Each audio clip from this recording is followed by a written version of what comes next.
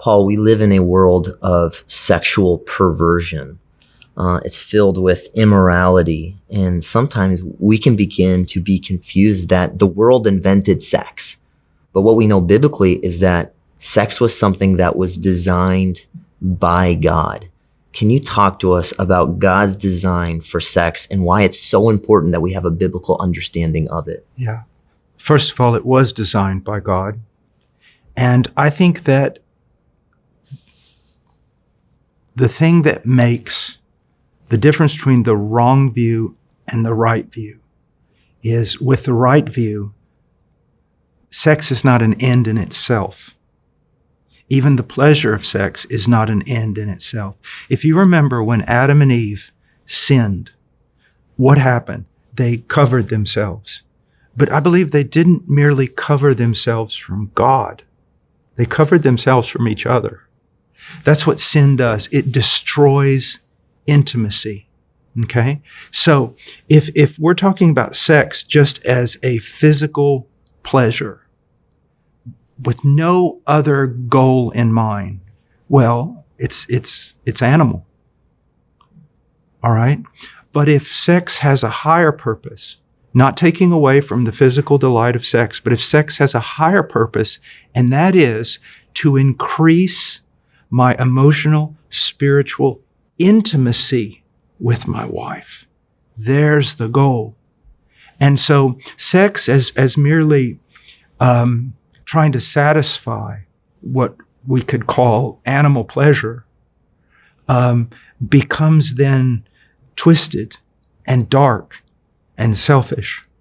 But when sex is designed to take a man and a woman and make them more one, make them more intimate, make them more giving and receiving, then you see something very, very beautiful. So the end of sex is greater relational intimacy, that the wife and the man emotionally, spiritually become a part of each other, become one.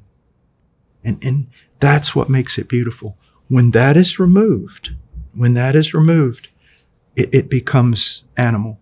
So I've told even my sons this, because my daughters are still young, but I've warned them that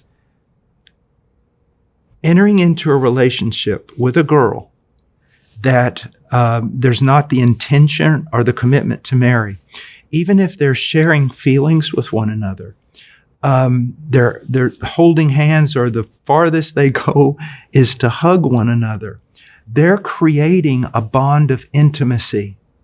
You say, well, it's harmless. Well, not really when you think about it.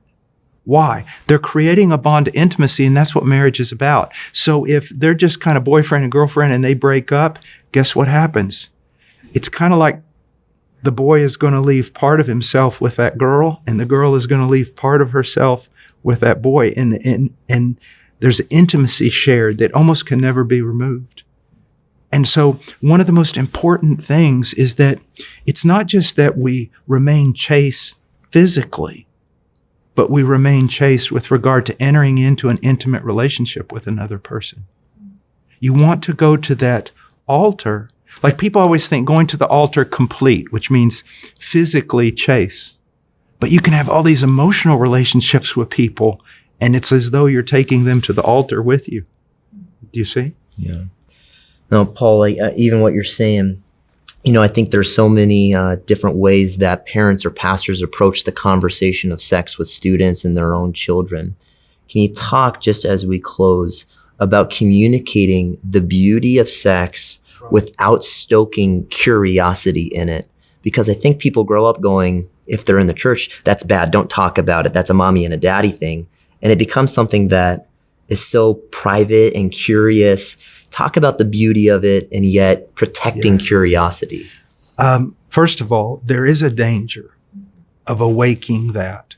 There is a time in a child's life for innocence. They need to be thinking about dolls or Tonka trucks or things like that. And we need to guard that. And each child is different, but when you're in prayer, you're reading the word, the parent's renewing his mind. It looks like it's time. And with each child, that can be different according to their maturity. Here's what I would suggest. First of all, you need to explain it very, very carefully. Explain it biblically. Put the emphasis on the intimacy, the relationship, the commitment. Show how this is a beautiful thing because of the commitment. And when the commitment and the intimacy isn't there, it's no longer a beautiful thing. It's a wrong thing. But here's what I would really warn about. This is going to happen almost every time I've seen this. The moment you have that conversation, it's after that conversation that you really need to guard your child, because their curiosity is going to be piqued. And that's where you need to have safeguards on the internet and all kinds of things, because the child has just heard this. And so they may type in something because they just want to know more about what it is. And all of a sudden, there you go. They've just been bombarded with things they should never see. Mm-hmm. Well, that's helpful. It's so important that we understand God's design for sex, and then there's a wisdom and discernment, as you're saying, and how we navigate and approach and protect even our children and people in our ministry. It's not a question. Even someone who puts all the safeguards down, it's not a question of if they're going to be confronted with something. Yeah. It's a question of when. And here's the thing that you really want to put out there. It's beautiful because the end goal is intimacy. It's sharing. It's self-giving. Okay? And it's a commitment. And when that commitment's not there, then it turns into something ugly. And that can only happen, as you're saying, in marriage. Right. In marriage. I told my boys this. I said, should a married man keep himself pure from a relationship with other women? And they said, of course, Dad. And I said, I think my son was 12. And I said, so you're 12. Let's say that, do you think you'll marry a girl 12 years younger than you? And he said, no.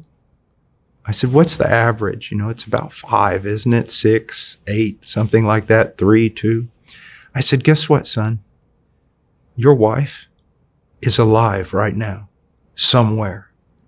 And you need to remain pure for her, because she's alive somewhere.